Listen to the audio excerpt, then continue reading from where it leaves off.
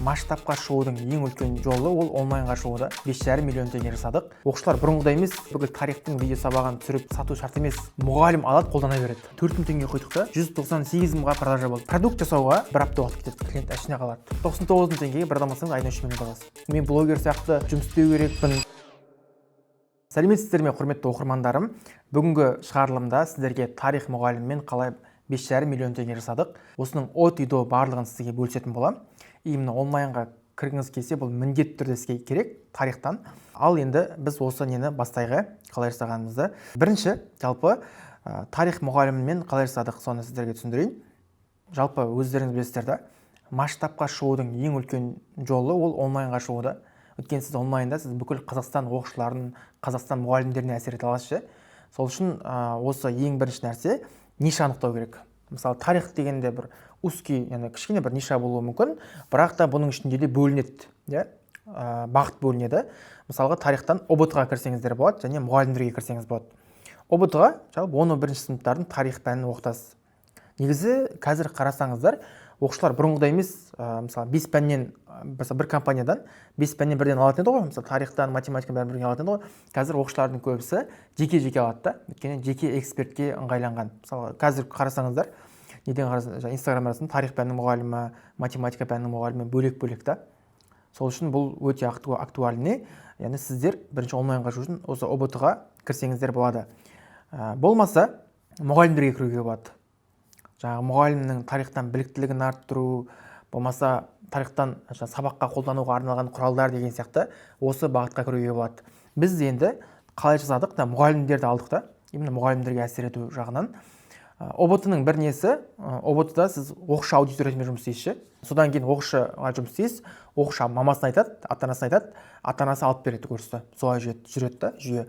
Ал мұғалімдерде клиенттер мұғалімдер болады, өзі шешім қабылдап алады, сол жері бар. Енді қараңыз, бірінші қадам осы мұғалімдер нишасына кірейік. Енді тарихтан біз қалай істедік? Продукты мұғалімдерге арналған продукты болды. Бірінші қадам сабақтың планын құрастырып шықтық. Яғни қандай пәннен тарихтан үйрену үшін, мысалы 6-тан 11-ші сыныптың барлық тақырыптарын игеру керек та. Соны қостық, сосын видео сабақ түсірдік. Мысалға, сол план бойынша 6 мен 11-ші сыныптың тақырып план жазып алып, бастапқы примерно шамалы 4-5 видео сабақтарын түсірдік қой енді. Видео сабақ түсіру үшін мен сияқты бұлай не істеудің қатты бір қиындатудың қажеті жоқ. Видео сабақты ноутбукпен арнайы түсірсеңіздер болады. OBS деген приложение бар. OBS жазып аласыздар да, запись экран жазып, сабақты түсіресіздер. Сосын жаңа айтатын нәрсе, бүкіл 6-тан 11-ге дейінгі бүкіл тарихтың видео сабағын түсіріп сату шарт емес, құрметті ұстаздар. Примерно сол бастапқы 4-5 видео сабақтарын түсіріп, сосын сатасыз, сатылғаннан кейін барып, күн сайын жүктеп отырсаңыздар болады. Платформаға да бастапқыда көп шығын жұмсамай, қарапайым қылып, платформа Телеграмға салсаңыздар болады. Телеграмнан канал ашасыз, сол каналға сол 3-4 видео сабақтарын саласыз, сөйтіп, сосын сатып алғаннан кейін күн сайын жүктеп отырсаңыздар болады. Енді чисто Телеграммен де жұмыс істеуге болады да, бүкіл информацияларды бәрін салып ше. Продукт жасауға негізі максимум бір апта уақыт кетеді. Оған көп уақыт кетпейді. Кейбір мұғалімдер ғой, мен продуктымды 3 ай жасайды, 4 ай видео сабақ түсіреді да, сосын кейін сата алмай жүреді. Сондай мұғалімдер де бар.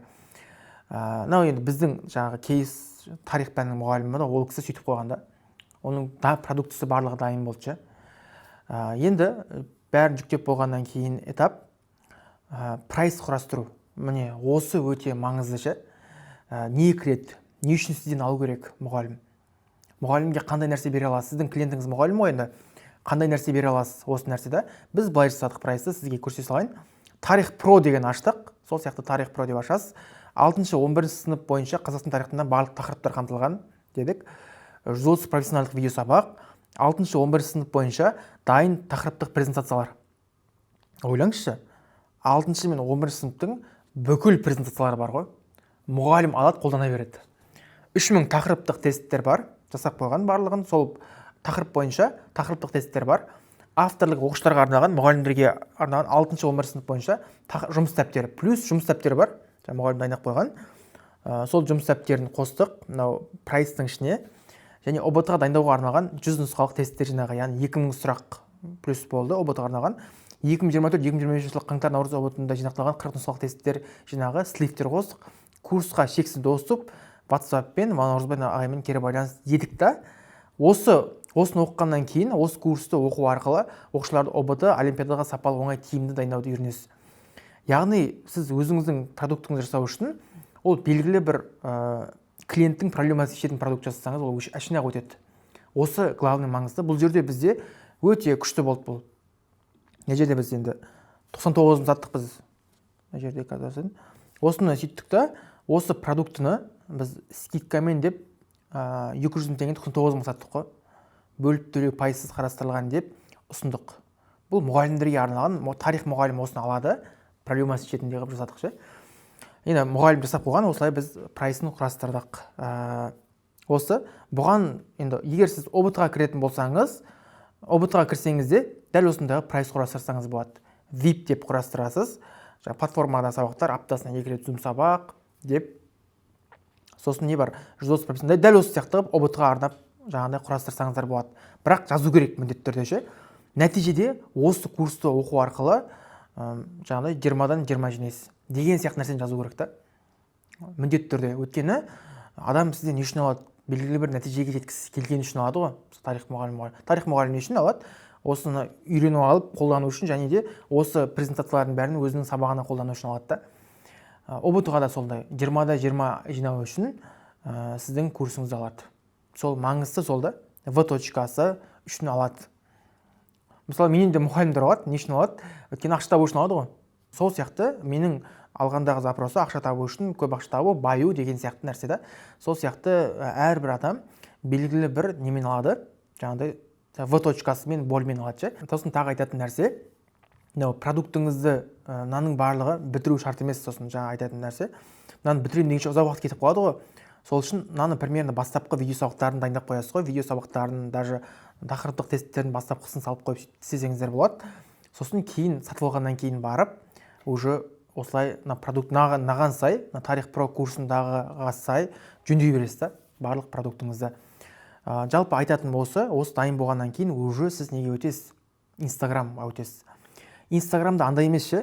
Мен бүкіл видео сабақтарының барлығын, Инстаграмда мен осындай жеке брендім дамып кету керек деген нәрсе емес та. Мен блогер сияқты жұмыс істеу керекпін деген маңыз емес. Ол қиын ғой енді блогер сияқты жүргізу, күнде сторис жүргізу, күнде мысалға рилстар салу деген сияқты ол қиын да. Бұл жерде чисто жүретін Инстаграмның визуалын. Бірақ енді қиындатпау ғой бастысы енді. Мысалы қараңыз да, бүйтіп істеп қойсаңыз болады. Мысалы математика пәнінің мұғалімі осылай тұрасыз, Инстаграмды көрсетейін сіздерге. Мына жерге бір Инстаграмға бір фотосессия жасайсыз, қараңыз. Инстаграмды үшін бір барасыз да, 20 мыңға, 30 мыңға істеп береді шығар. Жалдайсыз, фотосессия жасайсыз өзіңіздің мұғалім форматында. Соны Инстаграмыңызға, аваңызға қоясыз. Сосын мына жерге биоға қандай нәрседен оқытатыныңыз. ОБТ-дан дейтін болсаңыз, 20-да 20 балл жинауды көмектесем, оңай методикамен, тиімді жолмен сені 20 балл алуға жеткізем деген сияқты. Мысалы, бионы өзгертесіз, например, да. Өзгертіп болғаннан кейін, мына жерге қойсаңыз болады, оңай математика қойған, мына жерге өзіңіздің аты жөніңізді қоюға болады. Содан кейінгі этап уже пайдалы ақпараттар саласыз. Рилстарды андай емес та, бір маңызды шынайы ғой. Бір оңай тақырыптарды алып аласыздар да, тақтада тұрып түсіндірсеңіздер де болады. Именно тарихтың несінше. Сосын болды, почти сіздің неңіз қалыптасқан, Инстаграмыңыз, визуалыңыз қалыптасқан. Енді сату үшін біз не қолданамыз? Воронка деген нәрсе қолданамыз. Воронка деген не ол? Воронка деген реклама жібергеннен бастап сатып алуға деген этап қой. Реклама жібердің, сатып алуға деген этап. Бұл салада рекламасыз табу деген қиын да. Реклама жібермей көп ақша таппайсыз. Мысалға 10 мың теңге қойып 100 мың теңге тапсаңыз, соответственно 20 мың теңге қойып 150 мың 200 мың табуға болады да.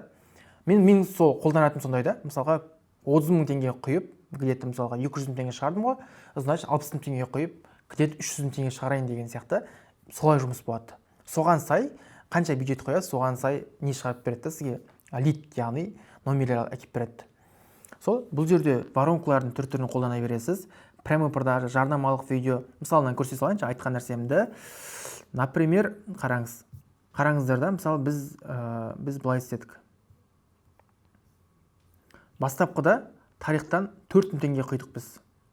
4000 теңге ақша құйдық қой былайша айтқан кезде. Мысалы, міне 4000 теңге құйдық та, 98 мың 49 мың саттық, 198 мыңға продажа болды бізге. Ойлаңызшы 4000 теңгеге да. Пайда 193 мың теңге. Бір екеу сатсаңыз мысалы болды. Екеу сатсаңыз болды. Значит, мына жерде 198 мыңға, сосын кейін 8 мың теңге реклама қойдық, 198 мың осылай кете береді. 25 мың теңге қойдық, 99 мың пайда шықты. Солай нені көбейте бересіз та. Жаңа айтпақшы, мына жерде математикадан мысалы продажалар болғаны. Жерде кейбір мысалға 195 мың теңге құйдық, 19 мың теңге құйдық, 99 мың бір продажа болды. Осылай кете береді да. Енді осылай сіз продажа шығара бересіз реклама құю арқылы. Енді жаңағыдай, енді рекламаға келетін болсақ, сіз қандай реклама түсірем дейсіз ғой. Қиындатпай, кәдімгідей мынандай сияқты қылып түсіресіз ғой. Мысалы мен ашып көрсетейін бүкіл нелердің бәрін. Например, жаңағыдай уже сіз қараңыз, сіз Инстаграмды жөндеп болғаннан кейін, Инстаграмда да жаңа қиындатпай бағана айттым, қиындатпай жаңағыдай экспертный рилсы сала бересіз ғой. Өзіңіздің тарих пәніне қатысты да. Мысалы, бір соғысты айтасыз ба деген сияқты, солай экспертіне оңай, бірақ жеңіл болу керек. Соларды күнделікті салып отырсаңыз болады. Сосын осы жүріп тұрады, бірақ бұл бізге продажа келмейді. Бірден айтып қойын. Продажа жаңағыдай реклама арқылы келеді. Ал реклама болу үшін біз воронкалар қосамыз да. Воронкада неше түрлі воронкалар бар. Мысалы, прямой продажа. Прямой осындай мен өзімнің обучениеме шақырам. Тарих про курсыма мұғалімдерге біліктілігін арттырады. Құрметті тарих пәні мұғалімдердің біліктілігін арттыратын, егер ОБТ-ға дайындағыңыз келсе, сол біліктілігін арттыратын өзімнің обучениеме шақырам. Ол үшін подробный курс басыңыз 50% жеңілдікпен деп сөйтіп бір креативный реклама түсіресіз ше. Енді прямой сататын ғой, 50% жеңілдікпен 30 орынға деп сөйтіп істейсіз да. Солай сізге реклама кетеді, WhatsApp-қа өтеді, сосын прямой өзіңіздің курсыңызды ұсына бересіз. Даже вебинар істесеңіз болады. Мысалы, вебинарға тікелей вебинарға шақырсаңыз болады. Құрметті мұғалімдер, мен өзім тарихтың біліктілігін арттыру бойынша мен тегін сабақ жасаймын. Тегін сабаққа тіркелу үшін подробный курсын басыңыз дейді, сөйтіп WhatsApp-қа өтеді. WhatsApp группаға жиналады, соларға тегін сабақ істесеңіз де болады. Сосын арзан өнім арқылы сатуға болады. Мысалға, мынаның ішіндегі біреуін сатсаңыз болады. Презентациялар сатуға болады, мысалы видео сабақтар сатасыз деген сияқты. Солай бір арзан өнім арқылы, сосын вебинар істесеңіз болады. Вебинарыңызды автоэфирге қосып қойсаңыз. Бірақ ең жақсы вариант негізі прямой продажа ғой. Ешқандай қиындық жоқ. Реклама жібердіңіз, WhatsApp-қа өтті, шықты, біз сөйтіп істедік та өзіміз. Соған әдемі қылып осы продуктыны мұғалімге ұсындық, олар қызығып алды да. Яғни бұл жерде айтқым келгені, продажаның кілті бірінші салаға байланысты, нишаға байланысты, ниша мұғалімдерден өте тема ниша, тесттен өткен. Екінші, мынау нәрсеге маңызды ғой, прайсқа маңызды ше.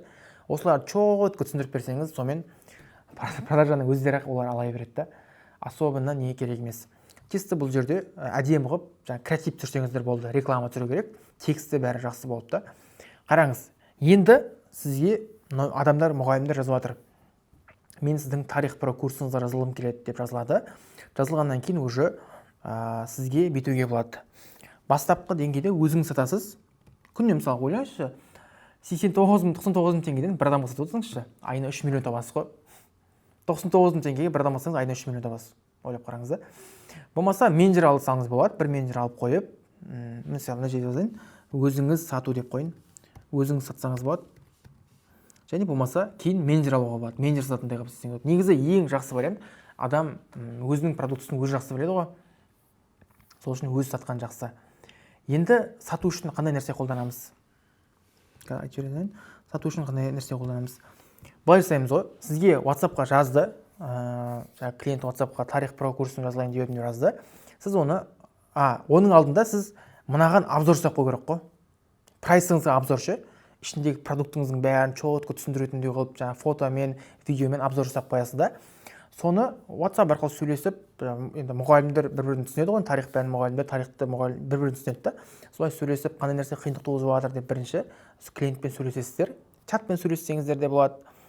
Болмаса ең жақсы вариант телефонмен сөйлесу ғой.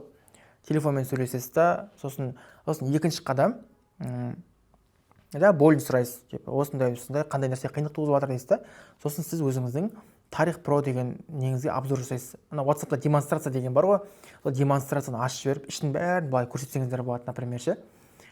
солай ішін көрсетесіз. Соңында бірақ маңызды нәрсе айтасыз, осындай менде қазір 99 мың теңге жеңілдік жүріп жатыр, тек 3 адамға, тек мысалы 20 адамға деп, сол нәрсені просто қосу керек. Сонымен негізі клиент әшіне қалады.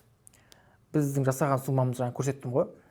Осы бойынша біз осы қадамдарды просто так методологиясын құрастырып, продуктысын мощный қылып, просто мынандай ғой, продуктының құндылығы жоғарылатып методологиясын құрастырып, бағасы аз болатын болса, клиент бірден алады да. Вот осы нәрсе. Сол үшін сіздерде осы қадамдармен жасап, қиындатпай, главное бастап кету. Андай бастап кетсеңіз уже идея келе береді. Қазір сіз не істеу керектігін білмеуіңіз мүмкін да. Ал бірақ білесіз ғой, кішігірім не істеу керектігін, Инстаграм ашу керек деген нәрселерді білесіз ғой, әйтеуір видео сабақ түсіру керек деген нәрсені білесіз. Сол сияқты осының өзінде сіз алдыңыз деген ниеттемін. Сөйтіп бастап кету керек. Бастаған кезде уже идеялар келе бастайды. Сіздерге бүгінгі сабақ енді қысқа нұсқа айттым, жылдам. Егер осы қадамдардың бәрін бізбен жасағыңыз келсе, менімен жеке разборға тіркелсеңіз болады. Разбормен сізге полный стратегия құрамыз, не құрамыз. Мына жерге WhatsApp номерім, болмаса астында WhatsApp номерім тұрады, болмаса төбеде тұрады WhatsApp номер. Соған жазсаңыз, жеке разборға тіркелсеңіз болады. Бүгінгі сабақ тарих мұғалімдері ұнады деген ниеттемін. Пайдалы болсам өте қатты қуаныштымын. Сіздерге менің парақшамды қолдап кетіп, лайк басып, комментарий қалдырып кетіңіз. Сіздермен болған дәурен, үйренуден, еңбек етуден жалықпаңыз.